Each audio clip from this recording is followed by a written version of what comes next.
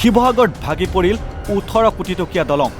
শিৱসাগৰ কোঁৱৰপুৰ মৌজাৰ চিৰিপুৰীয়া ঘাটত দিখৌ নদীৰ ওপৰত নতুনকৈ নিৰ্মাণ কৰি থকা এখন পকী দলঙৰ এটা অংশ সম্পূৰ্ণ বহি যোৱাৰ লগতে ধেনুভিৰীয়া হৈ পৰাত অঞ্চলজোৰা তীব্ৰ প্ৰতিক্ৰিয়াৰ সৃষ্টি হয়। ত্ৰিশূল এছ'চিয়েট নামৰ এটা ঠিকাদাৰী প্ৰতিষ্ঠানে উত্তৰ পূব আন্তঃগাঁথনি উন্নয়ন আঁচনিৰ অধীনত প্ৰায় 17 কোটি টকা ব্যয় সাপেক্ষে নিৰ্মাণ কৰি আছিল 160.94 মিটাৰ দৈৰ্ঘ্যৰ পকী দলংখন। নিৰ্মাণ কাম সম্পূৰ্ণ হ'বলৈ আৰু মাত্ৰ অলপ বাকী থকা অৱস্থাত দলংখনৰ এটা মূৰ বহি যোৱাৰ লগতে ধেনুভিৰীয়া হৈ পৰে। বিশেষকৈ দিখৌৰ জলস্তৰ বাঢ়ি অহাৰ লগে লগে নিৰ্মীয়মান দলংখনৰ গাৰ্ডৱাল কাঠৰ গাৰ্ডাৰসমূহো নিমিষতে উটুৱাই নিয়ে।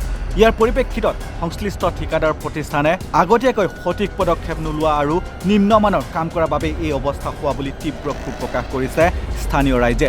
লগতে উচিত তদন্তৰ দাবী তুলিছে স্থানীয় ৰাইজে। কালি ৰাতিপুৱা 10টামান বজাত এই ঘটনাটো হৈছে। ঘটনাটো হোৱা মূলতেই মানে ঠিকাদাৰ চেঞ্জ হ'ল, লগতে মানুহ নলগোৱা দুখতে এই কথাটো হ'ল। মাঘ আৰু ফাগুন 2 মাহ বহি থাকিলে। 6টা মানুহেতো কাম কৰিব, 7টা মানুহে কাম কৰিব নোৱাৰে। গতিকে চ'ত মাহত মানুহ সৰহকৈ লগাই পেলাই কামটো কৰালে, কিন্তু 18 দিন 19 দিন হোৱাৰ পিছতে আপোনাৰ এই ডাঙৰ পানীটো আহি এই ঘটনাটো কৰিলে। গতিকে দলংখন মাজতে বহি গৈছে। গতিকে কালি ৰাতি এই গাড়ী আহি ইহঁতি পোনালে যদি দলংখন ঠিক নহ'ব, মানে নতুনকৈ বনাব লাগিব বস্তুটো। চৰকাৰে সুবিধা দি দিছে, কিন্তু মানুহে এতিয়া ঠিকাদাৰ গাফিলতিৰ কাৰণে এই বস্তু ঘটনাটো হৈছে। মানুহ সময়মতে নিয়োগ কৰা নাই, গতিকে এই কামটো এনেকুৱা হৈছে। চৰকাৰ আবেদন নতুনকৈতো দলংখন বনাব লাগিব। আৰু চৰকাৰ গাত দুখ নাই ন, দলংখন দিছে ৰাইজৰ কাৰণে। এই মানুহৰ গাফিলতিৰ কাৰণেতো এইটো হৈছে।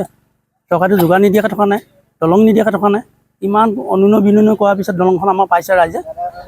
মোটামুটি 30খন গাঁৱৰ জনসাধাৰণৰ মাজত আপোনাৰ মিনিমাম 30খন গাঁও যাতায়াতৰ পথ সেইটো মেইন পথ সেইটো আমাৰ 30খন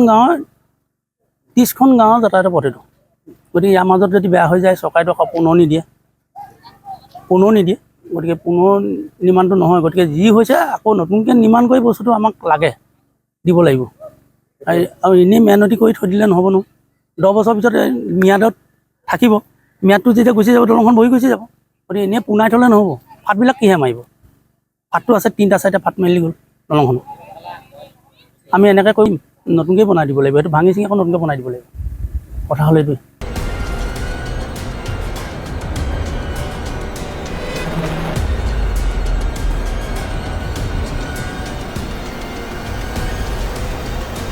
শিৱসাগৰৰ পৰা পাৰ্শ্বজ্যোতি গগৈৰ প্ৰতিবেদন, নৰ্থ ইষ্ট নাও।